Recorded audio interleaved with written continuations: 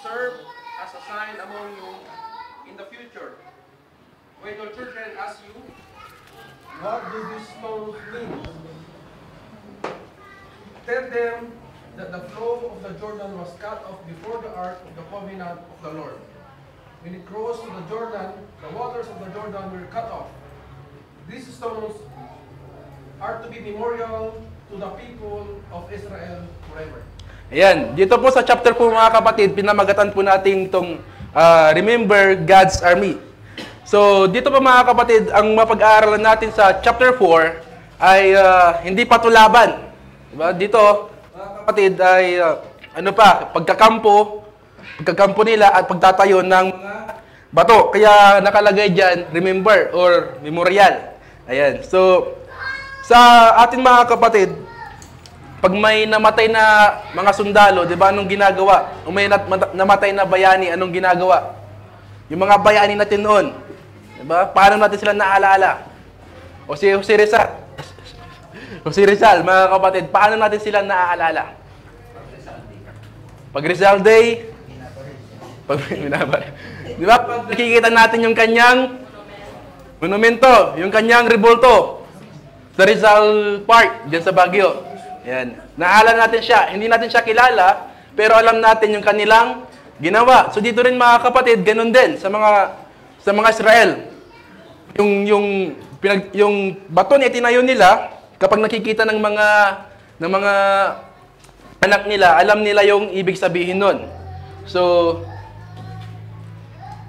ayan, next. So, ayan. Una, mga kapatid, remember the obedience of God's army.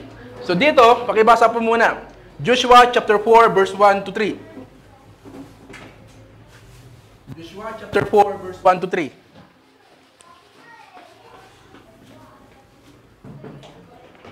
Nang makatawid sa ilog Jordan ang buong sambayanan, sinabi ni Yahweh kay Joshua, pumili ka ng 12 lalaki, isa sa bawat tipi.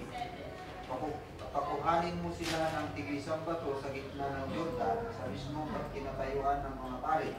Dala mo sa kanila ang mga bato at ilagay sa pagkakapuhan ninyo ngayong gabi.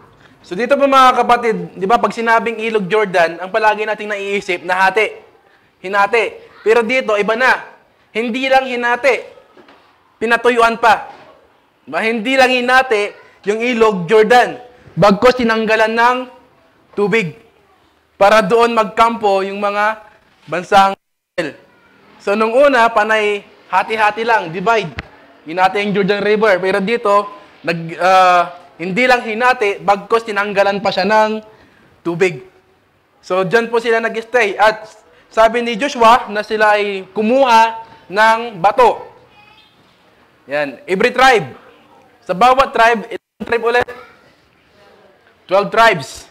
So, bawat sa 12 tribes mga kapatid, kumuha siya ng lalaki, tig-isa. At pinakuha niya na ito ng mga bato. So, ang tanong, di ba? Gaano kalaki yung batong yun? Kasi tig-isang bato, di ba? Kasi kung maliit na bato, hindi naman makikita yon, di ba? Pag nilagay mo dyan, 12 na bato, hindi naman makikita yon. So, imposible namang mabuhat nila yung malaking bato. So, wala pong sinabi dyan mga kapatid kung gaano kalaki or paano nila pinagtulungan. Basta ang bumuhat lang, tig-iisa. Kumuha sila ng tig-iisang bato. Para ipaalala sa kanila, pag nakita nila, na ang Diyos mayroong ginawa para sa kanila mga kapatid. Ang Diyos tumulong sa kanila. So, ayan, inutusan ni Joshua na kumuha sila. Bakit? Kasi kung ano yung gustong sabihin o kung ano yung sinasabi ni Joshua, dapat nilang sundin. Sapagkat kung hindi nila susundin, anong mangyayari sa kanila? Anong mangyayari sa kanila mga kapatid? Balikan natin. Joshua chapter 1. Verse 17 to 18.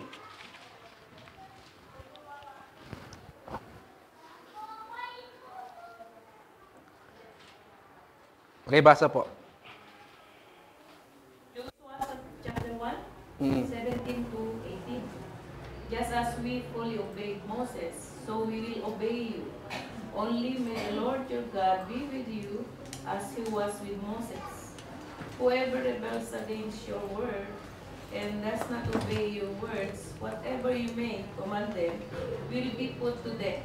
Only be strong and courageous. Ayan. So dito po mga kapatid, mapapansin natin na mula nung chapter 1 hanggang chapter 4, di ba? Doon sa nililid ni Joshua, wala pang isang nag-complain. Di ba? Wala pang complainan.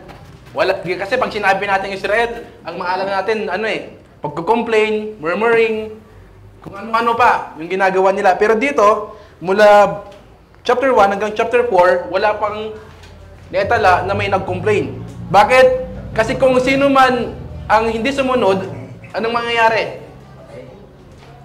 Kung sino man ang hindi sumunod kay Joshua, sa kanyang sinabi, ay dapat patayin.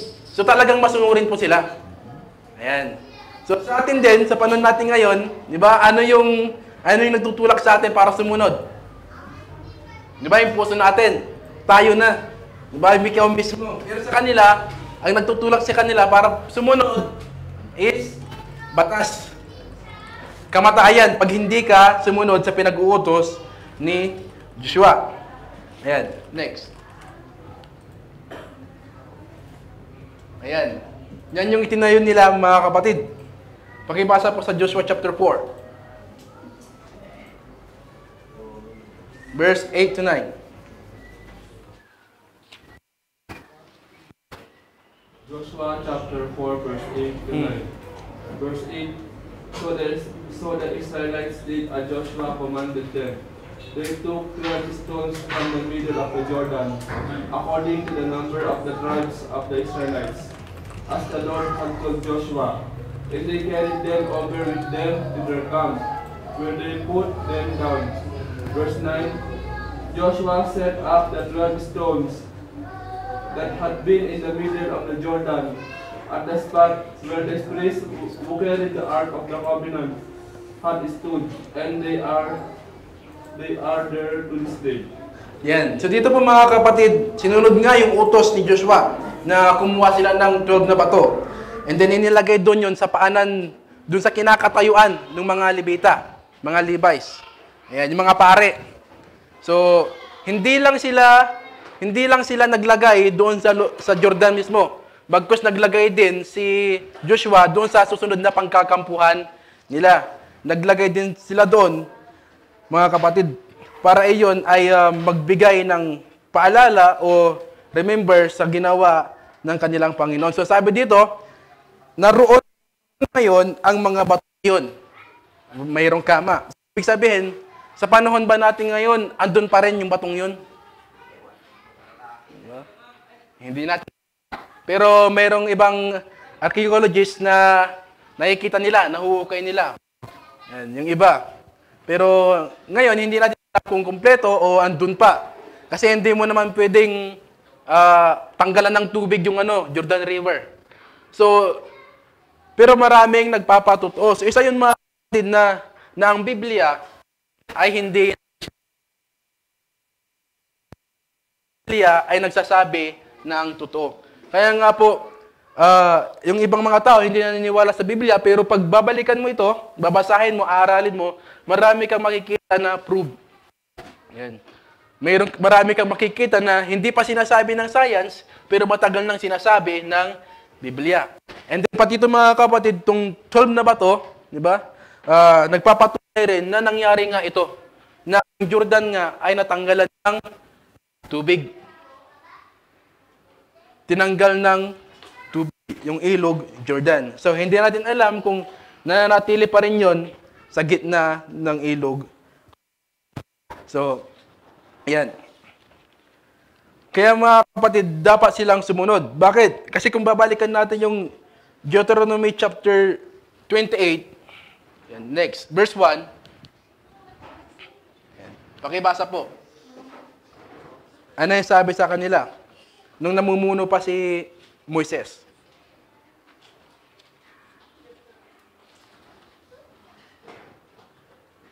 Deuteronomy chapter 28.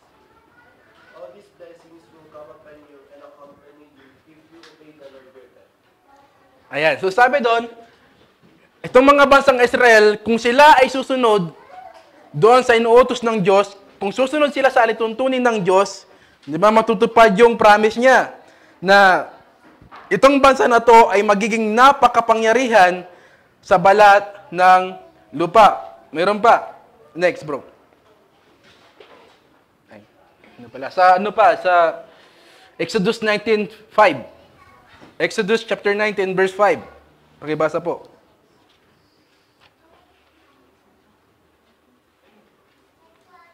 Exodus 19:5.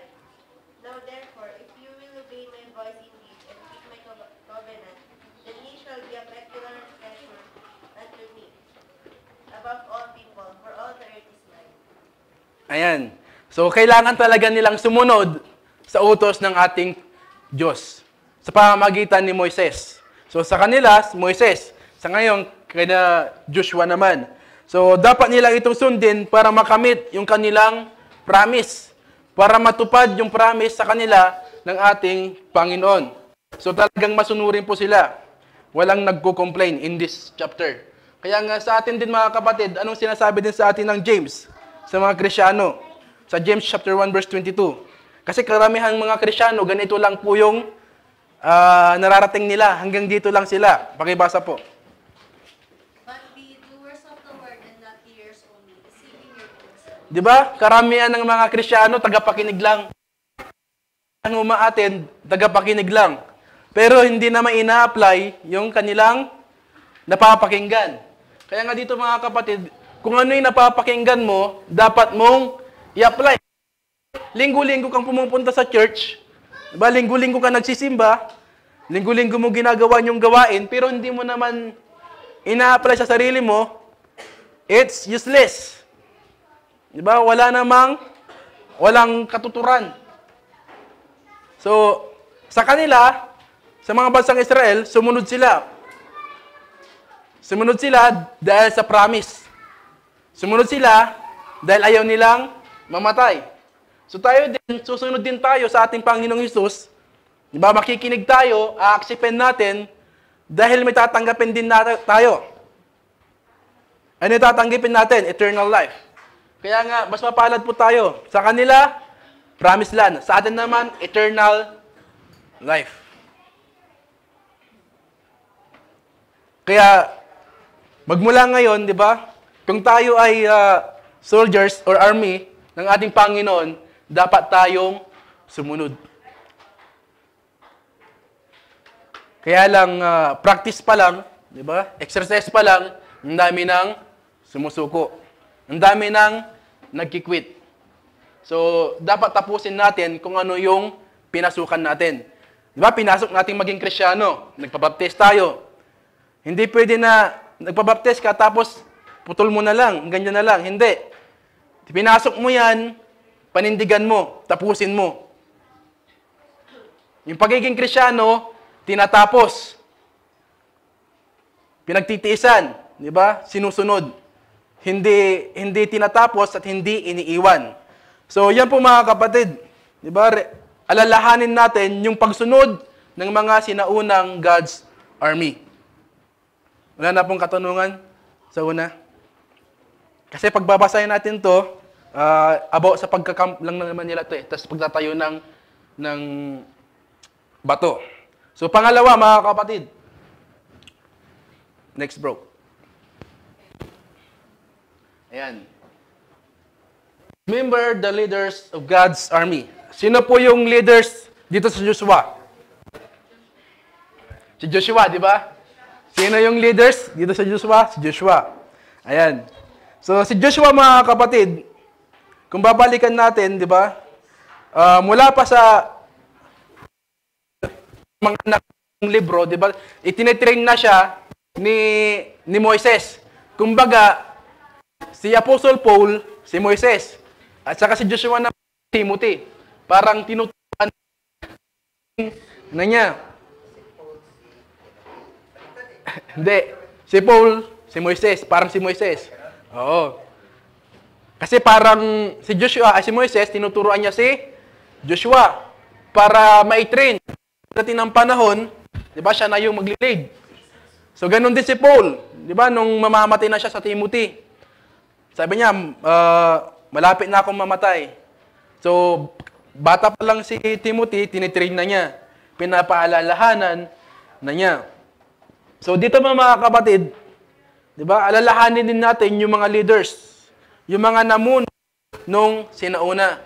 Kaya nga po, mas natututo tayo doon sa mga taong nagiging leaders. Kasi sila yung nag-lead. Diba? Pakibasa po yung Deuteronomy chapter 3, verse 28.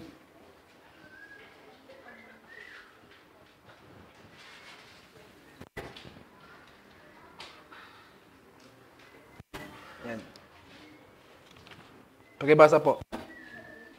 Deuteronomy chapter 3, verse 28. Deuteronomy chapter 3, verse 28. But commission Joshua and encourage and strengthen him, for he will lead these people across and will cause them to inherit the land that you will see. Ayan. So, sinabi doon mga kapatid kay Moises na ituro mo kay Joshua ang dapat niyang gawin at palakasin mo ang kanyang loob sapagkat siya ang mangunguna sa Israel sa pagsakop sa lupaing matatanaw mo. So, bilang isang leader, di ba? Pinatigas muna siya. Pinalakas muna yung loob. Tinignan muna yung kanyang ability. Tinignan muna yung kanyang puso. So, talagang itinirain siya ni Moises dito. Sapagkat alam naman ni Moises kung gaano talaga katigas itong ulo ng mga bansang Israel. Kaya kung magiging leader ka dito, ang unang pinakamahaba sa'yo, yung pagpapasensya mo. Di ba? Isipin niyo po yung mga anak ninyo. Di ba? Iilan lang sila pero ang hirap i-handle. Dito pa kaya, di ba? Na multitude, di ba? Marami, nation, yung i-handle ni Joshua. So, iba't ibang ugali, iba't ibang character. So, paano natin i-handle yun?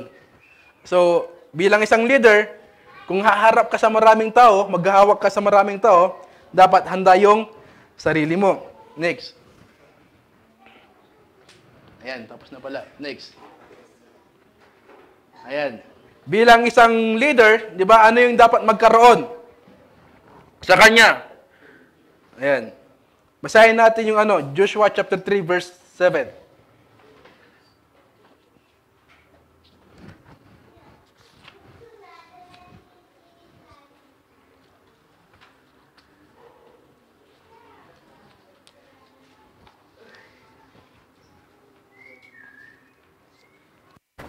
Sige po, pakibasa.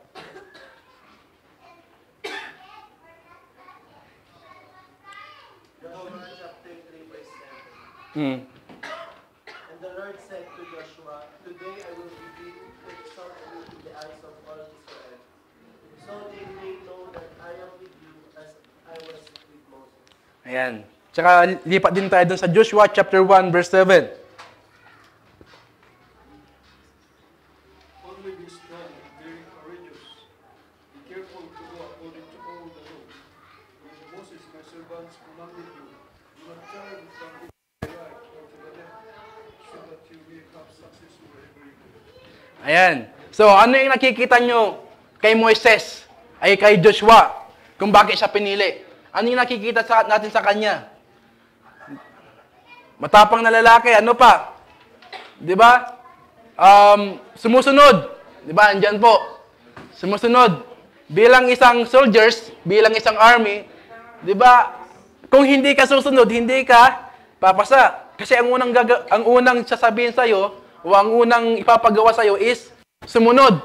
Di ba? Pag narinig mo yung commander na nagsalita, susundin mo yung kanilang utos.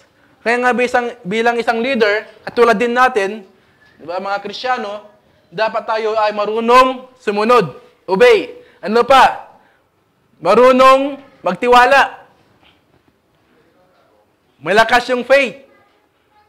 Kasi kung susunod ka tapos nanginginig ka rin lang, di ba, huwag ka nang tumuloy. Kung susunod ka tapos yung paa mo'y nanginginig, nangangatog, hindi ka handang mamatay, huwag ka na lang sumunod. Baka ikamatay mo pa. Ano pa? Ayan, walang takot. Kanino lang siya may takot? Sa Diyos. Sa nagkukumand sa Kanya. Sige, Uncle, may isasabi po kayo? Ayan. So, ayan. Bilang isang leaders, di ba?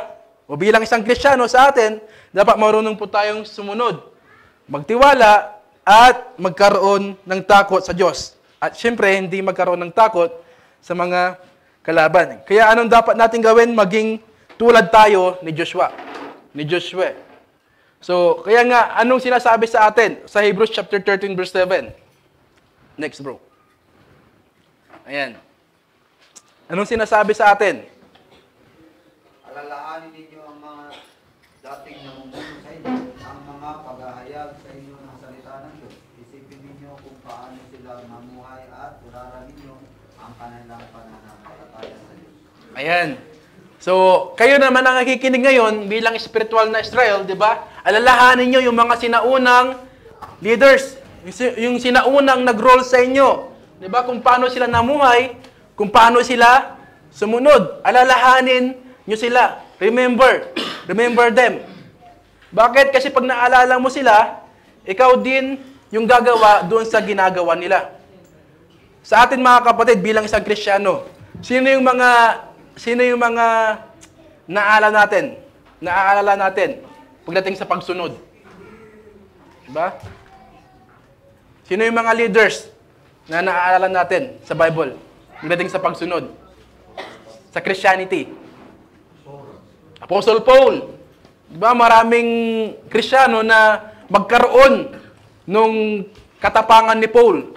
Yung pagsunod ni Paul. Ano pa? Sino pa? Diba sila Peter? Diba yung kinahantungan din nila is kamatayan, physical death.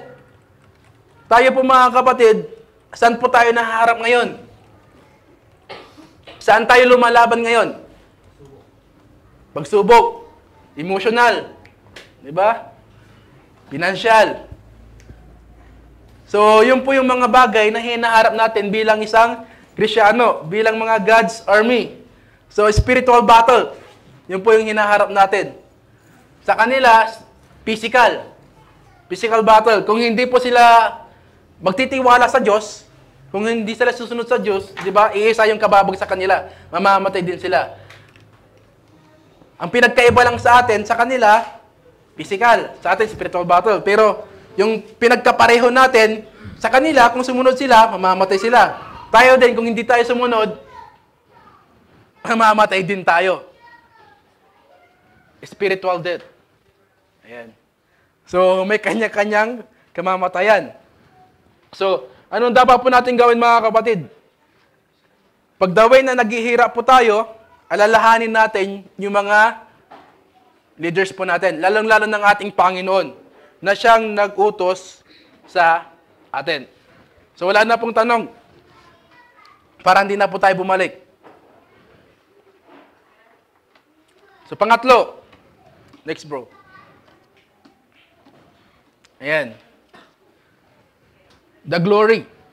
Alalahanin natin yung kadakilaan ng ating Panginoon. So yung pagtayo ng memorial stone, 'di ba? Yung 12, para kanino ba talaga 'yon? Para kanino 'yon? Yan. Hindi para sa Israel talaga, kundi para sa Diyos.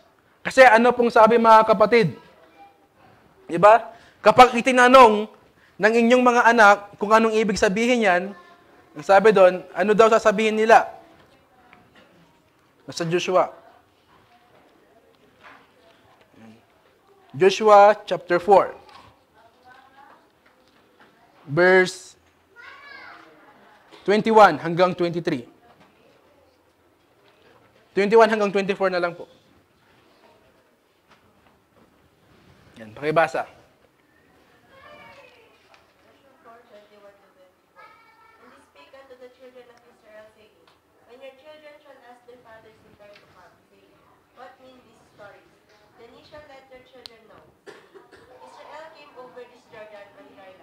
For the Lord your God dried up the waters of Jordan from before you,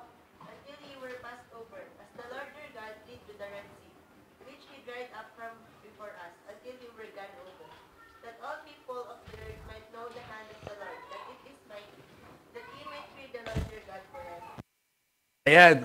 So yung batong iyon ay para sa Diyos. Na kapag nakikita ng mga bata o ng mga susunod sa Israel ay ang sasabihin ng ama o yung mga ninuno nila, pinatuyo yung ilog Jordan. Ano pa? Tinulungan sila ng Diyos. And then sa ganitong paraan kikilalanin ng lahat ng tao sa daigdig ang kapangyarihan ni Yahweh at paparangalan ninyo ang Diyos na si Yahweh habang panahon. So pinapakita dyan kung gaano siya ka-powerful. Pag nakikita yung bato, pinapakita lang dyan kung gaano siya ka-powerful. Kung gaano siya kalakas. Kung gaano siya kapangyarihan. Pero sa atin na nakikinig ngayon, pag nakikita natin o nababasa natin, normal lang sa atin. Kasi hindi naman tayo yung andon nung time na yon. Hindi naman natin nakita. Pero anong dapat natin gawin? Paniwalaan po natin. Para totoong naniniwala po tayo. Ayan. Paniwalaan po natin. So, ganun din sa atin. Pagdating ng panahon, di ba, magkakaroon din tayo ng anak. Yung iba, may anak na. So, sasabihin din nila yung story of God. Kung paano sumunod sa Diyos. Di ba? Ano pong ginagawa ng Pag puro kang si-usi, yung susunod dapat si-usi din. Hanggang susunod. Hanggang sa patuloy na patuloy. So, ganun din dapat sa ating mga kapatid. Kaya lang, sa atin, dapat magkaroon po tayo ng takot sa ating Panginoon. Para may bigyan niya din yung kanyang glory. So, next bro. Ayan, pakibasa po.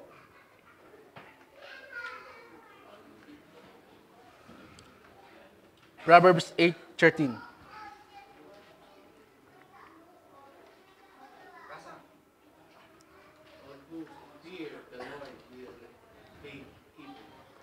Ayan. So, ang sabi diyan mga kapatid, kung sino man yung natatakot sa Diyos, o mayroong takot sa Diyos, di ba? Nagkakaroon siya ng pagkamunghi sa masama, sa dyablo. Pero kung yung taong hindi natatakot sa Diyos, di ba? Nagkakaroon siya ng takot sa demonyo. Di ba? Paano yung hindi nagkakaroon sa takot sa Diyos?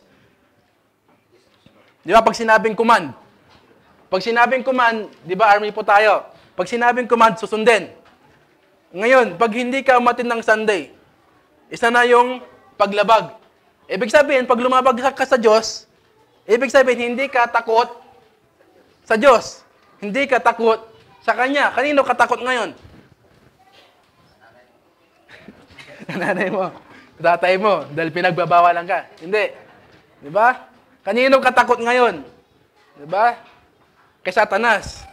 So, yun palagi natin tandahan. Kapag once na hindi po tayo nagsimba, parang dumating yung time na hindi ka natakot sa Diyos. Parang yung narinig mo sa Diyos, mula nung naging Krisyano ka, di ba, parang baliwala lang. Nung hinati niya yung Jordan River, di ba, nung tinanggal niya yung tubig, ano pong gusto natin mga kapatid para matakot tayo sa Diyos? Hatiin din tayo? Di ba? Tayong hatiin ng Diyos para magkaroon tayo ng takot? So, dito pa lang mga kapatid, pag binabasa natin tong Old Testament, dapat magkaroon na rin tayo ng takot. Kasi sa kanila, sa bansang Israel, nagkaroon sila ng takot, tapos babalik yung ugali na naman nila, nagiging mataas na naman sila, maghahanap na naman sila ng ibang Diyos-Diyusan. So, next bro. Ayan, pakibasa rin po yan.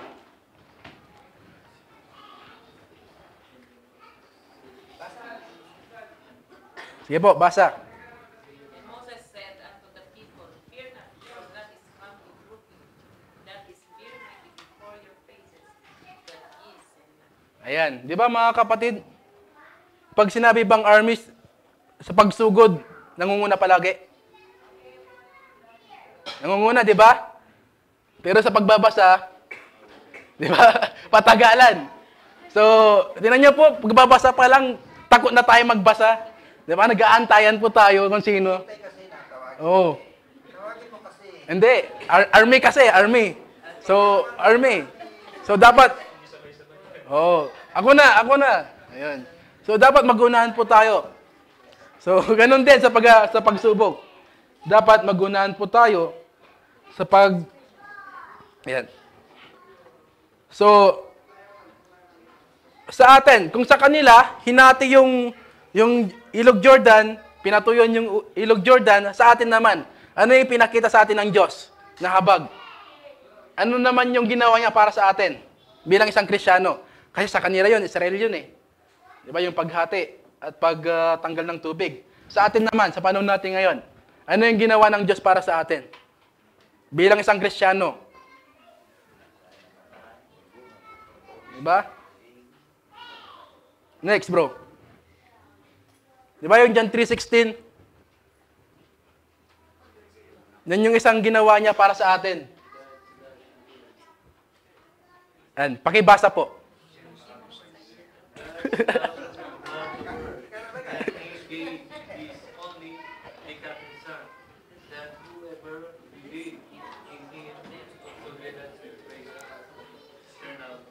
Ayan. So, yung paghati ng Diyos, yung paggagabay ng Diyos sa bansang Israel, yung pagtanggal niya ng tubig, okay pa yun eh, sa Panginoon. Pero ito mga kapatid, itong John 3:16, medyo masakit sa kanyang damdamin. Bakit? Kasi yung inalay niya mismo, yung mismong anak niya, yung kasama niya, yun yung inalay niya para sa atin. Hindi lang sa bansang Israel, kundi para sa atin. Pero anong nangyayari? Di ba nababaliwala lang din? Yung John 3:16 parang normal lang sa atin. Isipin niyo po, pag anak niyo po yung ginanyan. Di ba? Tapos hindi iniaalala ng tao. Di ba? Magagalit kayo. Binigay ko yung anak ko para siya, tapos parang wala lang sa'yo. Patuloy ka pa rin, nagkakasala. Ayan. Kaya nga po, yan po yung ibinigay niya sa atin. Kaya kung nag-utos siya sa atin, dapat nating sundin. Ano ba yung gusto niyang mangyari para sa atin? O gawin natin. Next. Di ba yan po mga kapatid? John 4:24, pakibasa po. Sige po, sabay-sabay po.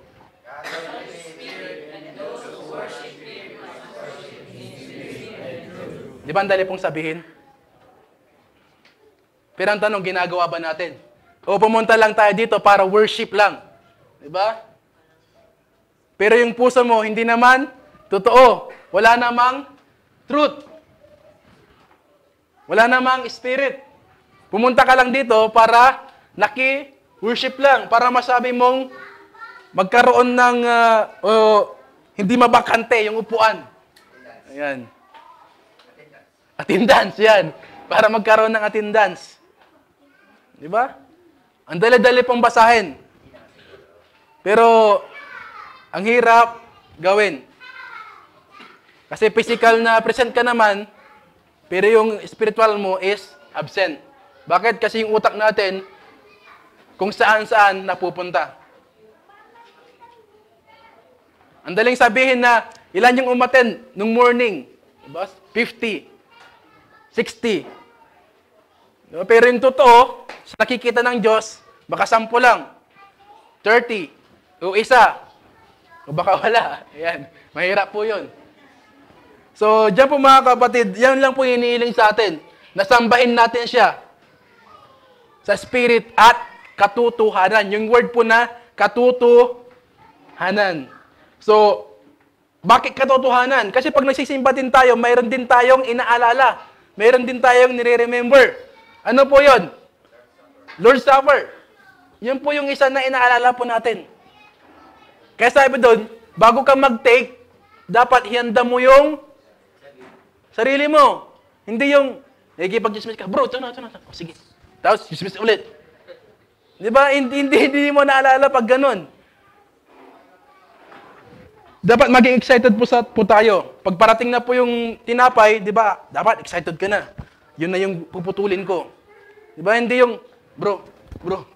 Diba? Gigisingin ka pa eh. Parang, huy, ito na, kain ka na. Yun po yung inaalala natin. Kaya po tayo nagsisimba.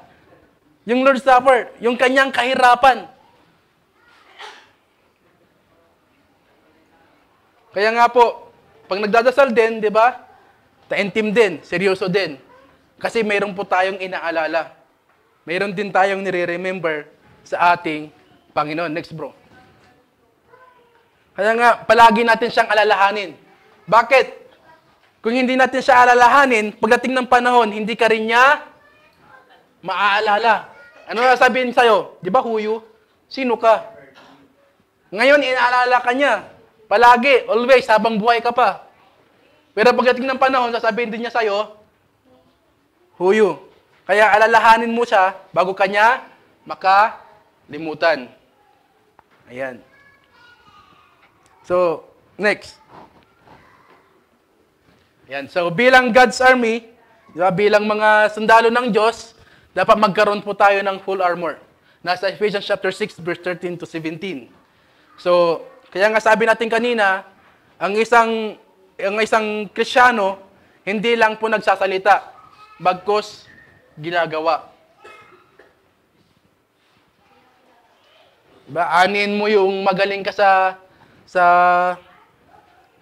pamamaril, magaling ka sa pakikipagdimba, pero wala ka naman sa puso, it's useless. So matatawag lang po tayo ng God's army kung yung puso natin ay talagang sundalo. Kaya nga pumapalad po tayo eh. Kasi tayong mga Kristiyano, kahit sino pwede. Kahit pilay ka, pwede. Kahit di ka makapagsalita, pwede. Pero sa physical, di ba, kapag may kapansanan ka, hindi ka pwede. Pero sa atin, ano man yung kalagayan mo, basta matigas yung puso mo, pwede kang tawaging God's army. So yan po mga kapatid, alalahanin natin ng Diyos bago tayo makalimutan.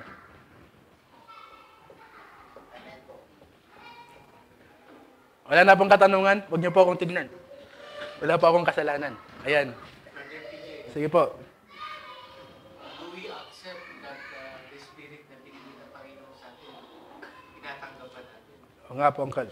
Kasi minsan hindi natin nabibigyan ng halaga yung Spirit Mm. na binigay ng Panginoon sa atin.